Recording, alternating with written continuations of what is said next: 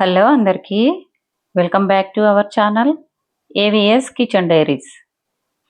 ఈరోజు వీడియోలో పాలకూర గుడ్డు కర్రీ చూపించబోతున్నాను.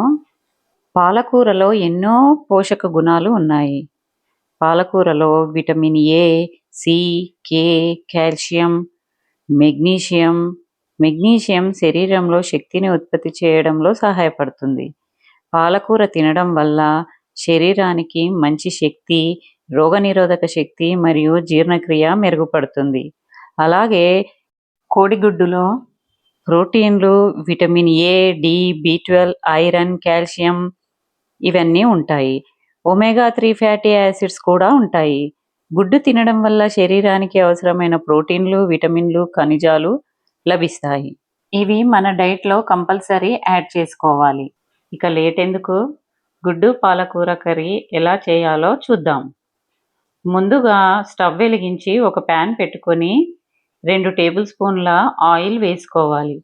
ఆయిల్ వేడైన తర్వాత కొద్దిగా మినప్పప్పు, జీలకర్ర, ఆవాలు వేసి కొద్దిగా వేయించుకోవాలి. ఇవి కాస్త వేగిన తర్వాత 4-5 వెల్లుల్లి రెబ్బలు పొట్టు తీసి కచ్చాపచ్చా దంచుకొని వేసుకోవాలి. వీటిని లైట్గా వేగనివ్వాలి. ఇవి కొద్దిగా వేగిన తర్వాత ఇందులోకి ఒక 4 పచ్చిమిర్చి చీలికలు వేయాలి. పచ్చిమిర్చి కాస్త ఫ్రై అయిన తర్వాత ఇందులోకి ఒక పెద్ద సైజు ఉల్లిపాయను తీసుకొని ఇలా సన్నగా కట్ చేసుకొని వేసుకోవాలి. ఉల్లిపాయల్ని లైట్గా వేయించాలి. ఉల్లిపాయలు కొద్దిగా వేగిన తర్వాత ఇందులోకి కొద్దిగా కరివేపాకును వేసుకోవాలి. ఒక్కసారి బాగా కలుపుకొని ఇందులోకి 1/2 టీ స్పూన్ పసుపు వేసుకోవాలి. పసుపు వేసి బాగా కలుపుకొని 2 కట్టల పాలకూరని శుభ్రంగా కడుక్కొని సన్నగా కట్ చేసి ఇందులో వేసుకోవాలి. 2 గుడ్లకి 2 కట్టల పాలకూర పర్ఫెక్ట్గా సరిపోతుంది. పాలకూర వేసిన తర్వాత బాగా కలుపుకొని పాలకూరని మొత్తం ఉడకనివ్వాలి. పాలకూరలోని వాటర్ మొత్తం పోయే వరకు ఉడికించాలి. ఇలా నీళ్లు మొత్తం పోయిన తర్వాత ఇందులోకి రుచికి సరిపడా ఉప్పు వేసుకోవాలి. ఆకుకూరల్లో ఉప్పు కొద్దిగా తక్కువగానే పడుతుంది. అందువల్ల కొద్దిగా చూసుకొని వేసుకోవాలి. అలాగే ఇందులోకి 1/2 టేబుల్ స్పూన్ కారం వేసుకోవాలి. పచ్చిమిర్చి వేసాం కాబట్టి కారం కూడా కొద్దిగా తక్కువగా వేసుకోవాలి. తర్వాత వీటన్నింటినీ బాగా కలుపుకోవాలి. కలిపి మొత్తం ఉడకనివ్వాలి.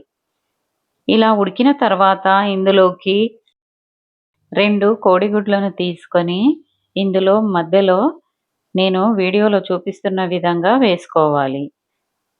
2 కట్టల పాలకూరకి 2 కోడిగుడ్లు సరిపోతాయి. నేను చూపిస్తున్న క్వాంటిటీలో చేసుకుంటే టేస్ట్ చాలా బాగుంటుంది. ఇలా 2 కోడిగుడ్లను పగలగొట్టుకొని వేసుకున్న తర్వాత దీనిపై కొద్దిగా ఉప్పు, అలాగే కొద్దిగా మిరియాల పొడి కూడా వేసుకోవాలి. ఉప్పు, మిరియాల పొడి వేసుకున్న తర్వాత మూత పెట్టేసుకొని ఒక 2 నిమిషాలు మగ్గనివ్వాలి. 2 నిమిషాలు మగ్గిన తర్వాత నెమ్మదిగా నేను చూపిస్తున్నట్లు కలుపుకోవాలి. మొత్తం పాలకూర, గుడ్డు మొత్తం కలిసిపోయే విధంగా ఇలా కలుపుకోవాలి. మొత్తం కలిపేసుకొని ఇందులోకి కొద్దిగా కొత్తిమీర కూడా వేసుకొని బాగా కలుపుకోవాలి. కొత్తిమీర వేసి కలిపిన తర్వాత స్టవ్ ఆఫ్ చేసేస్తే గుడ్డు పాలకూర కర్రీ రెడీ అయిపోయినట్టే. ఇది వేడి వేడి అన్నంలోకి, చపాతీలోకి, జొన్న రొట్టెలోకి టేస్టీగా ఉంటుంది. ఒకసారి ఇలా ట్రై చేసి చూడండి. ఇది ఎదిగే పిల్లలకి చాలా మంచిది. ఈ వీడియో గనక నచ్చినట్లయితే లైక్ చేసి షేర్ చేయండి. అలాగే ఇలాంటి ఇంట్రెస్టింగ్ రెసిపీస్ కోసం ఛానల్ని సబ్స్క్రైబ్ చేసుకోండి. Thanks for watching.